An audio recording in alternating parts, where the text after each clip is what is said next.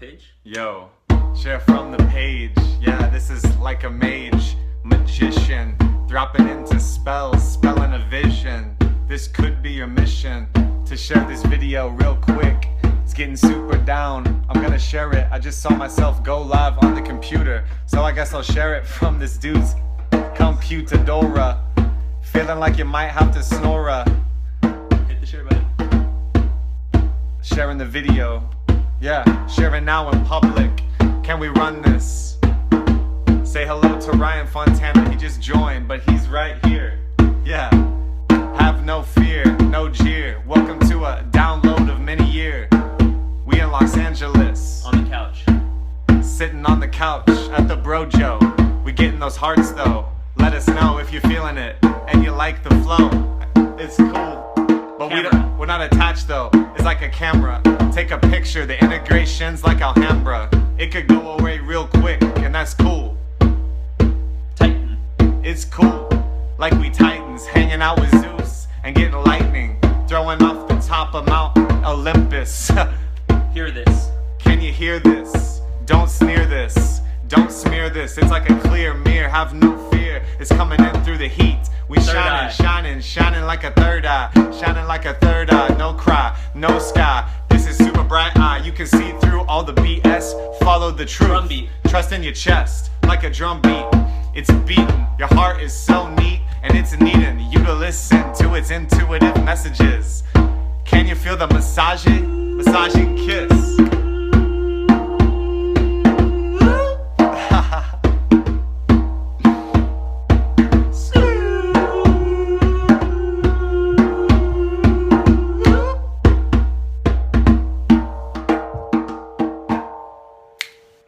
Yeah. Welcome everyone. That was What's up, Facebook? That was a little drum freestyle. We just wanted to open with some high energy. We've been doing this for about 2 days now. I think we freestyled for maybe 6 hours last night. Oh my It was goodness. so fun. It's powerful. It's just a jam sesh with like voice, the drum, and just like vibes. And some really good instrumental tracks. But this video, basically the intention was to kind of drop in and have a conversation with my roommate here, the Soul Panther, Ryan Fontana. And he's tagged in this video, so make sure you like or follow his stuff. This guy has been a huge mirror for me as I've lived in West LA, and I was stoked when he became a roommate, but now it's really like the circle is closing. Yeah, because you're moving out. Yeah, I'm leaving LA tomorrow, so this is my announcement. It's been a year in Los Angeles, and wow, I have so many just grateful feelings, blessings, and appreciations for all the lessons I've learned here in the City of Angels. Man. But we wanted to, talk about things we wish we knew a year ago, or things we wish we knew, for our past self. If we could give them like a tip, right? Yeah. If we could give them a tip on like, what do you need to master? What skills and abilities did you cultivate to like make your journey just more powerful and clear? Yeah, what were the main up levels, right? What were the things that were just like, oh man, I now understand what they're saying when they say your beliefs create your reality, or whatever it is. Like Right. the embodied realization of Totally. these We talked about this, like you hear something and you intellectually like, oh, that makes sense. And then you like really reflect on it and you're like, oh, I get this. And then you actually experience it embodied for the first time. And that's this is what people were talking about every time. And I just nodded. I was like, until you like had it happen. Did you actually want to share your story on like the beliefs creating your reality? Sure. And how it shifted? Yeah, I mean, I had one of the best days that I've had. In the last month at least. I was driving home. I had an incredible day, team building, lots of sales, just like things were on fire for me, and I was just like, what has changed? Like, what has flipped? And I realized that it was just my belief in myself at the deepest level, that I could do the things I wanted to do, and my belief in the business model that I was currently practicing. And so realizing how it was all the reflection when I wasn't all in. Right, one foot out. Yeah, and so like for those of you who know, like I'm involved in network marketing, and like there is like a lot of beliefs that I didn't even realize that I had that were blocking me from really sharing the actual opportunity and the thing that I believe in within that model. And as soon as I got clear and I was all in and leading by example, that's when people were just lining up and being like, how do I see you doing this and you're embodying where you're going. I want to go with you. Totally. And I was like, this is exactly why in my life in the last 2 years, ever since I left my career as a musician, I struggled to start a bunch of projects. Totally. And I realized it was just that I wasn't all in. Totally. Like, I didn't actually believe at the deepest level that it was going to happen. There was always like an 80%, right, and then kind of a 20% like, yeah, but like, you know, for instance, like, you can't really make money as a musician, or like whatever those bullshit stories limiting are. beliefs of some kind. Yeah. So now I just realize like I can use this as that aha embodiment realization moment can be used to scale across other things in my life that I want to call in. Yeah. Wow. I think that brought up a whole lot. By the way, if you're joining us, please like drop a comment. Let us know what you think about what we're talking about / where you're tuning in from. Who's in here right now? Nicolette. Oh, what's up? Nicolette, what's up? Caroline, Will, Daniel, Kelsey, what's up? Catalina, RL, Logan, and JoJo. What's up, y'all? So a lot just came up for me, like this idea that people can sense when you're not all in. Oh, yeah. Right? Like people, and this is why I think the beliefs changing will change your reality, is because you're emanating that thing, that feeling. Like both feet in feels different than 1 foot out. If you're not completely like into what you're doing, and this goes for jobs, money, relationships, like a lot of things, artwork, projects. If you're not fully committed, there's no way that like the big opportunity is going to come to you, or like the big aha moments and the big integrations, because you're still subtly feeling it out. So you can't expect like people and situations to be both feet in if you're not. And that I've seen play out in so many aspects of my life. I know it the same way with like selling things, or like, you know, sales, which is something I do quite often.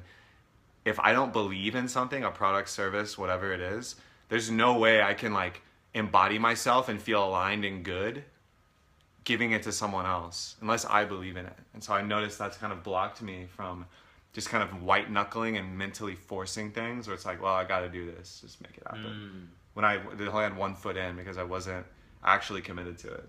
I think I've heard like Abraham Hicks talk about this before. She's like, you have to clean up your vibration around the thing that you're calling in to bring into your life. Oh, wow. You know, perhaps it's just money. Like really getting clear with yourself, you know, like, I mean, I still have to do this work really. But like getting clear on like, what are the deepest beliefs that I don't even think about our beliefs because they're so under the radar, you know, like, for instance, one could be, you know, more money, more problems. Like right. A simple cliche thing like that. Yeah. You know, or like, who would I be outshining that would feel bad? Like in this book I'm reading, The Big Leap by Gay Hendricks, he talks a lot about these things and how they upper limit you subconsciously. Upper limiters. This is an idea we've been riffing on. Something you just said there is powerful. Like, I'll outshine people. Yeah. That's like a scary, subtle belief. I think that I know I've lived under most of my life. Have you experienced that? Like where you had to like dim yourself down totally. To not make someone feel uncomfortable? Totally. And like that feels so inauthentic, like not being yourself. And it builds this really subtle cognitive dissonance and resentment, I found. Having to change who you are to like fit into a group. Yeah. Or, you know, not give your gifts fully. Because maybe you have a story that if you do, you'll outshine everyone. Mm-hmm. And so you just don't do it. You rather live disempowered and safe. Yeah, because it's guaranteed that you'll get love when you know. Right. We talked about this the other day with the camera. Which was like, we realized like when the camera comes on sometimes, I find myself doing it all the time. I have to consciously remember when the camera's on, I start to like act like camera-ish. Like changing the behavior. And we're like, what's behind that is a subconscious belief that if I act a certain way, I'll get more love and approval. Totally. This is huge. And like, I've been getting more into like the 4 Agreements and Mastery of Love. Don Miguel Ruiz, the author. Gangster. Yeah. Toltec wisdom. Like, it's all about agreements we've created to receive love and to give love. And these are subtle agreements made, some would argue, between ages 0 and 7, and have a lot to do with your parents, and they have a lot to do with your family dynamic. And these agreements are created both as defense mechanisms to protect us from not receiving love and that pain. They're also designed as like strategies. So like, oh, if I behave this way, then I can get love.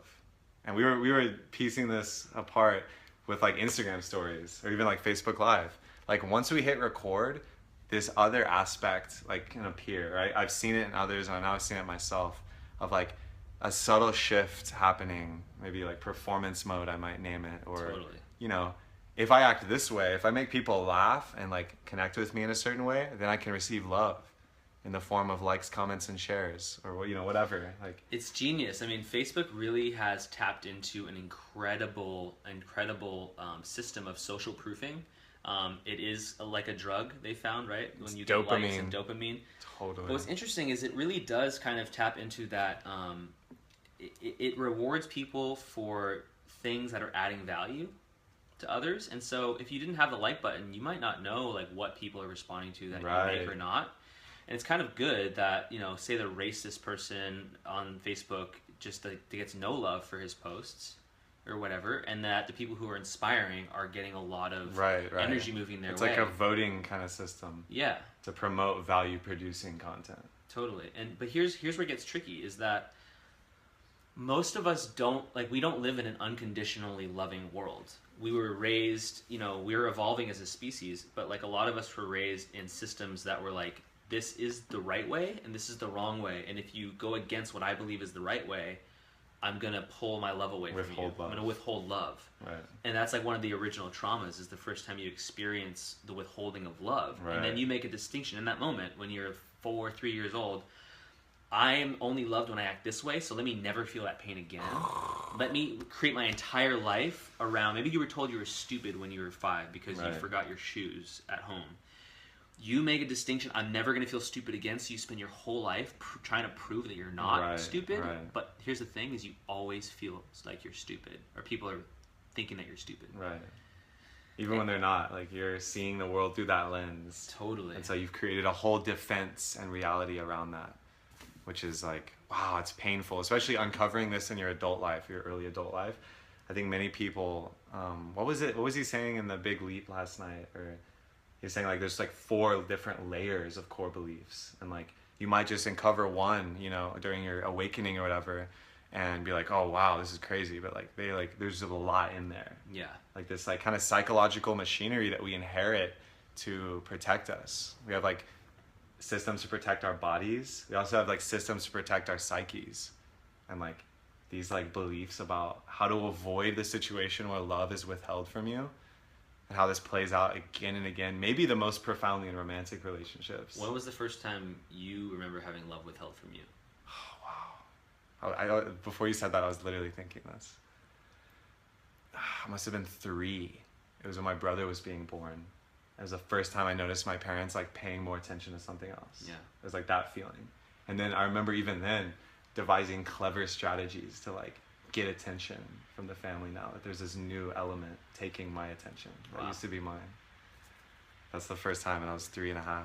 And so what did you decide that you had to do after that to like... Be the smartest and funniest. That was my story. You're super smart and super funny. Wow. Right? Like, I mean, yeah. you really have... Like, I really overdeveloped deep them, into right. the, like, your brain is... Like, you're so level. Resourced and, like, and well-read and smart. Yeah. Like, your cranium is like... Wow. That's interesting, though. I grew up as an only child, so I never had a brother or sister, so... What was your first moment of feeling that then? Feeling withheld? Love being withheld? Like, expecting love, and it's like...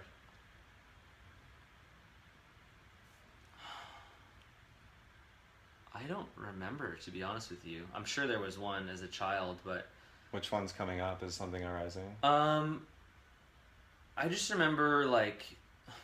Mom, if you're watching this, I love you. You did a great job raising me. Like, there's nothing, you know... This is like, you know, guilty mom syndrome happens all the time. Bless their hearts. I would have chosen it all over again. Nothing would change. But... And I will say that, like... I remember... One time when I fell on my bike, and I used to cry a lot. Like, when I would fall down, I'd be like, and make a really big deal, because I was just expressing myself. I remember one time my mom came out, and she was like, she thought I broke something, and she came out, and I was just kind of scraped, and she was like, I wouldn't stop crying. She's like, just stop, like, you're crying like a girl or something, right? Whoa. And I remember that moment, I was like, oh, okay, well, I have to, like, not do this. you know, I cry now. So, but that's Right. been a remembering that you can do that kind of thing. Totally. I feel like that's kind of a wound maybe shared by a lot of the masculine, a lot of men, is like the first time you realize it's not normal for men to show emotion fully. Yeah. Right? Because that's like kind of like, you know, hey, don't cry like a girl. Yeah. You know, that's like, what? Like, Yeah, you're a girls girl. cry. Like, guys don't be cry. a pussy. Yeah. Yeah. Like being ostracized from the male tribe because you were Totally. doing something weird, like you're different, you know? Yeah. And that doesn't feel good. Like, you want to be accepted, especially in that time of your growth. That's why I think it all comes back to like childhood and family. Because in that time where you're growing, you know, it's like you're trying to figure out how to like navigate the world and like this social group and the community and like, okay, who's safe, who's not. Yeah, I who think gets like middle love. school. Oh, middle yeah. school's like the like front Yeah. lines of war, you know, Totally. and then into high school. I remember I posted something one time. My friend's dad, Jim Sogi, shout out to Jim Sogi, one of the most interesting men in the world. He was like, you know, when you're young, you care what everyone thinks about you, and so you damn it, I forget the quote, but he's like, when you're young, you care what everyone thinks about you, so you act accordingly. As you get older, you know, you stop caring what they think about you and do whatever you want. He's like, when you get like old enough, you realize that no one was ever thinking about you at all. Right. You know? It's just like all in your head, caring about what people think about you. Totally. And this is one of the 4 agreements, like acting out this idea of taking things personally. Yeah. When everyone's having their own experience, and though you may feel like they're judging you or like there's something happening, and there may very well be, but does it even matter? Because no, and what you can really just own it. What I found is that it's always my judgment of myself projected onto this character that is the person I think is judging me. Right. It's like, oh, they probably think I'm like they think I'm dumb, but like you're just thinking you're dumb and projecting your insecurity out. In the grand scheme of the title of the video, there's 2 things I want to make sure we tapped on that we talked about today. One is like the awakening process and seeing the stages. Yes. That was super interesting. Yes. And action, and pivoting, and plan, do, Totally. review. Wow. So, good which catch. one do you Good wanna- catch. Well, let's talk about like awakening. I like this idea of the stages of awakening, Yeah. and is there like a pattern? So I guess we have to start by kind of defining it. Just I'll briefly riff on what it means to me. Awakening, or whatever, spiritual evolution is another word that comes to mind, or phrase. But it basically was the first time I realized it wasn't just about me. I'm part of a huge like drama or play that seems to be happening around me, and then sourcing from inner knowledge as opposed to external data. That shift, which happened to me back in Texas after I graduated college, has led me to this point. And so I'd love to hear what awakening means to you. Yeah, it's a good question. I think awakening means awakening to the true reality in which you live in. I think the Matrix was a really brilliant metaphor for that. But I think it's when you realize that there's more to life than you've been told. It's not just, you know, go to school, get a degree, get a job, die, or whatever. Or like these systems that are here. There's more than that, you know, like realizing that there's energy bodies and like you can create your reality with your beliefs. It's like a whole internal journey into the inner world and the psyche and how you actually are in charge and you've chosen all this. Yeah. Wow. It's like it's awakening to the divine power that you hold. So awakening to the true self is another way to talk about it. Yeah. There's like a false self that gets installed. We named the ego. Yeah. But the true self actually lies behind that self. And so awakening is first contact. But that just starts a whole process, though. We should Totally. And that, as we're talking, if you want to just say what awakening means to you, Totally. I'd love to hear your different versions of it. I always hear different versions of what conscious means or what awakening means. Totally. And so it's super interesting. Put your answer in there. Yeah. We were just saying today, I was like, I noticed that upon the original beginning of awakening, when I first realized that there's, you know, a conscious reality that I can create and all that stuff, I found that stage 1 is I was so happy that feeling the contrast of how amazing this stuff was and how true it all felt, and feeling the contrast to my old life where I wasn't consciously aware of these things, I was feeling such a difference that I wanted to share with all my friends.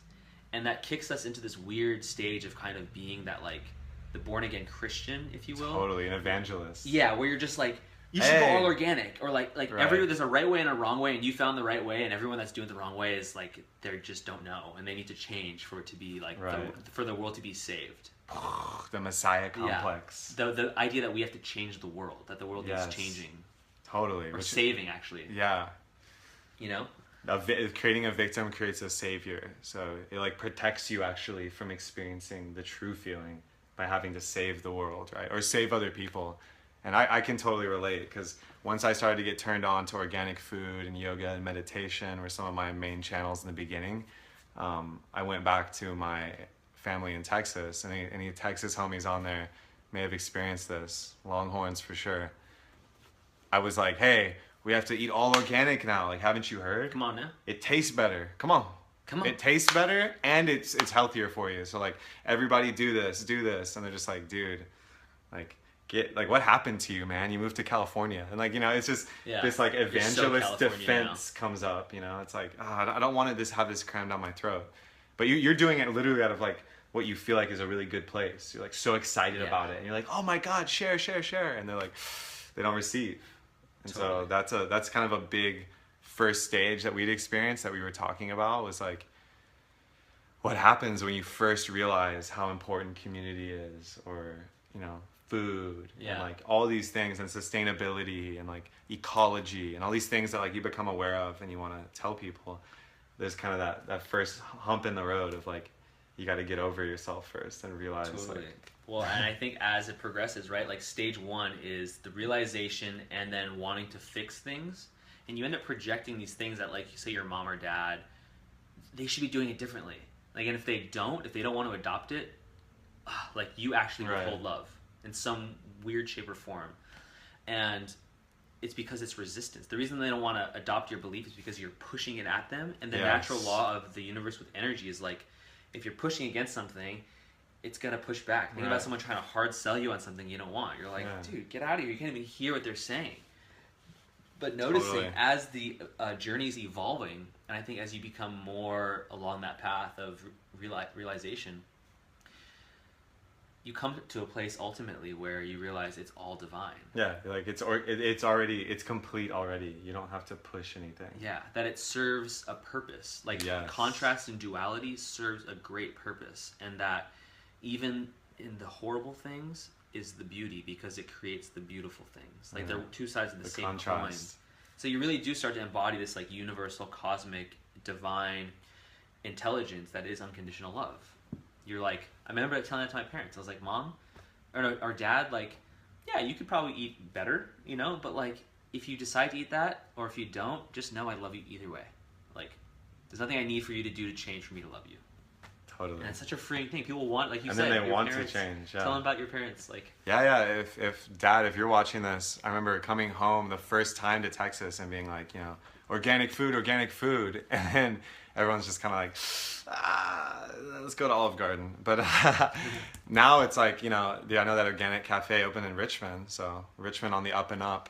And I was stoked to hear that, like, you were eating there. And, like, that's that, like, different approach we were talking about. Like, just embodying it, people will notice changes in you and be like, like, something is happening over there with Kevin's. Ryan's a little different. So the curiosity is much more powerful than, like, the resistance and, like, the forcing that happens.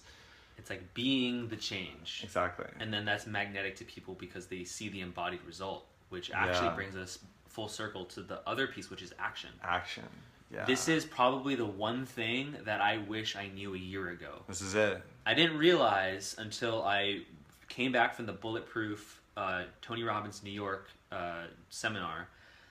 I was like, whoa, like feeling the contrast. I could then see back and look at like how much I was suffering, realizing for like the last, year, long time, I was living in a mind world of what I thought I was trying to figure things out on paper, like journaling what I wanted to create, but not actually going to the real world and like taking massive action.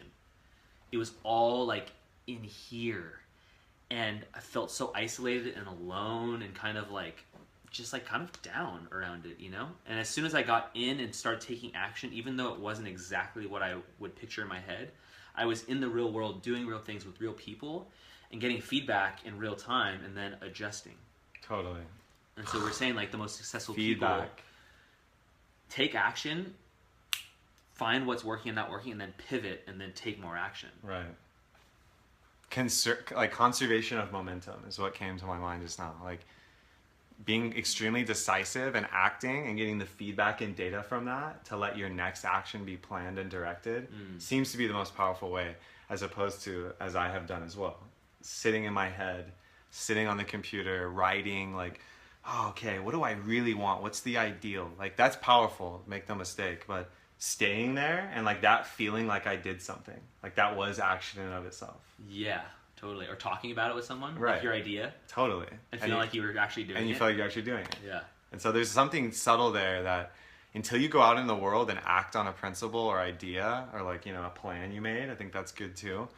You don't really know if it works or not. So like you can't really get married to an idea. You can't get married to a plan. I know Dan Sullivan, I was reading his book, The 10X Game Changer, and he talks about like, don't get married to your ideas, especially if you're an entrepreneur. Don't get married to your ideas, because the only way that you can really give them love and energy is once they're tested. And then you can get feedback and you actually know what works, as opposed to what worked, you know, where you're like, you know, oh, I want to wait till it's perfect. I'm emotionally and like, attached to it. oh no, I can't show it to people, I'm attached to it. And that's like, the thing, but can you actually be open to the true, honest feedback right. that comes in? Or are you like defensive? You're like, no, it's whatever, dude. It's fine. You just don't get it. Yeah. Yeah. Can you hear it? And then if you're attached to it, that's even more painful, right? Like it's even more painful if you're attached to something emotionally and then it gets radically honest feedback that may be raw. And then, ouch. And then to stack on top of that is, we were just talking about how, you know, I was with Eric War. I did this training in Vegas, and he was saying, with this simple 3-step system, you can really get better at anything. Anything you want to get better at, doesn't matter what it is. And he's like, it's just called plan, do, review. You make a plan for what you want to do. You do that plan, and then you review it of what worked and didn't work. Make a new plan and go. And you were sharing that you're like, I kind of feel like I take action, and then I kind of review it, and then I take a new action. Or plan after. Like, yeah. Based on the action. Instead of like plan, act, review. So like you use your brain and your logic, create a plan, you act upon it, and then give yourself radically honest feedback to make the next plan, which seems like a really powerful, like really experimentation. That's like a big theme for me lately, is like experimentalism. And that's what this is embodying. It's a scientific method. Yeah, but then the pain point that I wanted to tap into is that realizing that I've had aversion to the plan part in the past, and so have you.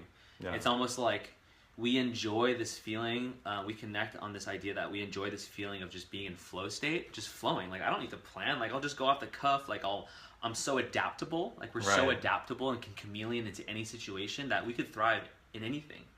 But realizing that the real difference between someone who's intentionally creating their reality and very much in their masculine, divine masculine presence, is that planning piece. It's the piece that's like, what do I want?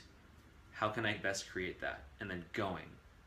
And the pain point was like, realizing for me and for you, we both agreed that there was kind of this, it's kind of like a rebellion thing where my dad was such a planner. Yes. We had so much planning in our lives that to not plan and to flow was like liberation. But to the point in which you get really honest and you go, this is actually hurting me in a lot of areas. In your rebellion, you've gone so far the other way that you've created a new prison for yourself. Like, oh, now I really want to plan and like create that reality. It's so true for me too. Yeah. That's powerful. That's one of the biggest things that I want to overcome. Yeah. Planning. So yeah, this has been riffings on what we wish we knew a year ago that would just up level, you know, our experience. I think we've covered a lot. We covered in the beginning freestyle. Well, yeah, the drum freestyle, which has been actually a great hack into flow states that transfer into other dimensions. And then what were we talking about in the beginning before we got to awakening and plan, act, review? I'll timestamp the video later, but there's a lot here, and I hope you've enjoyed tuning in. Wait. I want to give a last chance to answer questions and invite people to engage. I want to quickly go back. Cheyenne says, this is awesome. What's up, Cheyenne? Thank you. Rachel says, love you, Misfit. Love you too. Caroline says, like a girl, that's also insulting to women. So we were saying like, as a masculine being said like, oh, don't cry like a girl. And you're right. It kind of insults both sexes, not letting them be in their power, for whatever that's worth. Catalina says, in an ecstatic bliss of everything is as it should be, and then slipping out of that beautiful conscious space. Back to the silly 3D thinking. Ha ha ha ha. I think we can relate there on some level. Just forgetting and then remembering. Forgetting. The constant cycle of that. Caroline says, cool thought. And it's next generation, i.e. Davina or Stephanie's baby.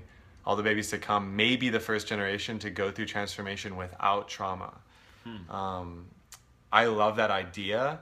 While the trauma may not be as overt, I think it's still going to exist. This is just coming in. Native American cultures and a lot of, the Mesoamerican, like Central South and the North American continent, indigenous people talked about your actions affecting 7 generations forward. And so I think that's a magic number. 7 generations feels like something that where babies would then be born without any trauma. They'd be born into a flow state. Yeah, I don't know. I think trauma is the mud from which the lotus flower blooms. I felt that coming, yeah. It's like... It's compost. Yeah. You need some darkness, actually. So, this is an interesting question. Can transformation occur without trauma? I think we're comfort-seeking beings, so... On some level. We only usually evolve when there's a need to. So Ariane says, letting go of all you are not, relearning love and truth of who we actually are. That gets a drum beat. Yes. It has some epic emojis as well. I'm a big fan of emojis. Oh, look at those hearts coming out. Yeah. Carly, what's up? Hello. Arturo, man. Some Texas homies. Lale, Brian, hello. Ariane says, yes, being attacked to it. She meant to say attached. No action and waiting for it to be perfect. Such a great point. It never looks like looks like what's in my head. It's always some other Totally. Thing.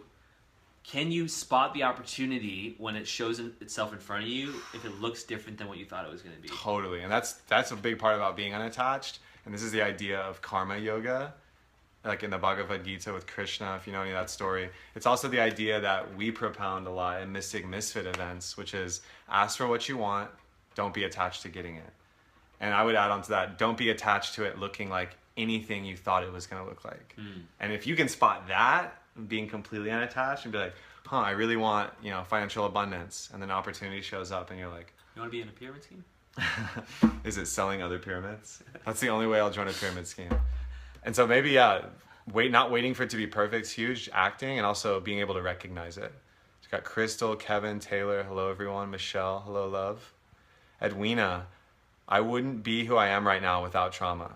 That's huge. Exactly. That's huge, Edwina. Exactly. Wow. I'm going to give you some hearts for that from my computer. Yeah. Let's blast those hearts. Yeah, there we go. Wow, look at that. Cheyenne says, just want to say that I'm really grateful for this because as silly as it seems, I needed to hear this today. I needed to hear that we can mold our own futures and live our own lives. Yes. Hell yes. Wow. That's another thing that I want to just tap on too. Another thing I wish I knew. I really just want to do live videos as if I'm talking to myself a year before. So I'm like, hey Ryan, like this, and I just download it to myself. Whoa. And people can tap into that vibe. But what I want to say is about helping, about giving. Like I struggled financially in the past 2 years. And in those times when I didn't know where to make money from, it just seemed like a concept of where do I get money? Where do I get it from? Realizing now from being out of that space, it really is just a reflection of the giving. It's just it's the other side of the same coin. Totally. So, a lot of times I feel like we talked about this in that video, when you're looking up and outwards to get stuff, you forget that there's people all around you looking up at you that you can turn around and give value to. It's so you could have no money in your pocket, but just have the life force energy that is inside of you and be able to add value to someone's life in that way. And shout out to Adam Roa. If you're watching this or if you see this, your podcast about the gifting economy and practicing prosperity consciousness in that way has affected me really deeply. Go check out Adam Roa's podcast. It's called The Deep Dive. It's on SoundCloud and iTunes. There's one episode where he talks about this, and I started to actually put into practice. Instead of finding old places in my life where I would tend to not give something back, I went above and beyond to give something, and it felt really good. Or like I would just connect people just for the sake of connecting people and make something happen. Or I would give a gift for the sake of just giving a gift. Or like tipping my Uber driver, instead of the minimum, I'll just tip the $5 like, every time. And it feels so good. And I'm seeing the energy flowing back my way in ways that I can't like describe. Totally. Like things you wouldn't expect, like the camera. Like I got a 5D today that was like, blessing. Yes. I won a raffle ticket to Tony Robbins in November. Like stuff that's just doesn't make any sense, but it does. It does though, because you've created a field of being able to receive that. Yeah. I think by like giving and being that like value sharing like consciousness, you're gonna be filled up by nature and by like coincidence. That's gonna give you all the tools and gifts. And I found this socially, physical capital, emotional capital. It returns tenfold. It really does. And if you don't believe that and you think that maybe, I have nothing to give, try giving anyway. What if you just did that experiment? What would happen? But Kevin, what if I just give and give and give and I never get anything back? That is a tricky one. I would say search your heart, and are you really giving something that's yours to give away, and or, like feel into why that is. Are you giving and then being closed off to receiving and just draining yourself? Interesting. Or pouring out your cup, just pouring out your cup constantly, never doing self-care. That's been my experience of that. If I feel like I'm not getting anything back. But yeah. I have a desire. What's that? I'm gonna close this out with the freestyle again. Let's do it. So guys, what if we guys play want a freestyle? Is anyone into that? Heart button? Click that button. Because what we can do is you can type in words and we'll just kind of flow out that way. Do that. Okay. So I'm gonna start the beat. Just drop like awesome words. There we go. I'm gonna look as it's flowing, and I'm just gonna pick a word and toss it to Kevin, and he's gonna catch the lob and run with it. We'll catch it in midair. Okay, ready? Yeah. Oh, Michelle says yes, please. Yes, okay, please. ready? Epic. Let's do it. Should we do the hip hop beat? Yeah. Do your funky beat that you had going. There's some hearts. Yeah. There's some hearts. Yeah. Yo, prosperity. Yo, prosperity. This ain't hilarity. Can't you see that it's you and me? Trading abundance, it's a gift dance. Gift economy, making me buy nice pants. Yeah, we could look nice too. We in the same crew, it's like that tribal stew. We flowing on the new earth. 5D, can we have it take birth? Yeah, what's another word? I'm gonna choose abundance, cause I'm doing a Sundance with my language and my words. Share this video if you want it to get heard. Ask your questions or send your words. We'll flow into the rhyme as we take bird. Here we go. Divine Here we feminine. go. Yeah. It's like polarity. Divine feminine. I see thee. Divine masculine. I'm spinning thee. We're going around in a circle. Doing a relationship like Steve Urkel. Don't get stuck in your head. In this universe, you could end up dead. You got a universe. There's universes in you too. We flowing around in the crew. Yeah, solar eclipse. 2 in 1 month. Got a lunar before. That's how we go bunt. We going to punt like it wasn't a stunt. And we're deep diving. Astrological, astrobiological. 2 eclipses. Are you gonna be an organ? If so, I'll see you there. We'll be in the forest, not feeling scared. Neptune Avenue, I'm coming for you. We're going in the Neptune nation. I'm feeling sensations in my body. Encinitas. Freestyle live, Encinitas. You the heatest, you the neatest. I'm the fleetest. Do you need this? I don't know, I hope not. Cause I'm unattached. I still wanna love you though. Yeah. Let's play it out. Does anyone else have a word? Does anyone else have a word? Wow, we got more. Universal mind. I got time, Catalina. Can we get onto this rhyme? Yeah, it's like a synchronicity. As I say it, Facebook Live begins to spray it. Got a hip hop beat on that djembe. Synchronous is how I'm fleeting, and that's how we get day. Every day like Friday. TGIF. Enlightenment is how we get enlightening. I got lightning like enlightening. You enlightenment, you light see. Yeah, can you see the light G? Shine your light, make it feel free. Yeah. Flowing on a Friday. Thanks for joining us on this FAQ interview with the Soul Panther. Last day in the brojo. I got nothing but dolphin love. Cetaceans come from above.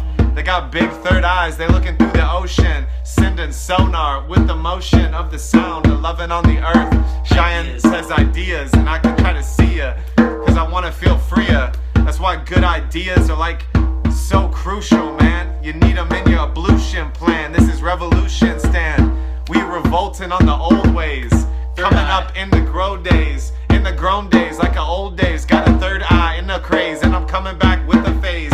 Phaser laser like Star Trek. I landed on planet Earth, and I had new consciousness with the primates. Yo, the humans still gotta figure it out, and that's cool. We all in the same divine school. Yeah, love is how I'm gonna end it. I love y'all so much, I wanna bend it. Like I'm earth bending and air bending. Like a monk, I've been pretending that I'm not human, but I am. And this is the plan. Use Facebook Live to make a fucking stand. Can we take social media energy and fill it with love and synergy? Yeah.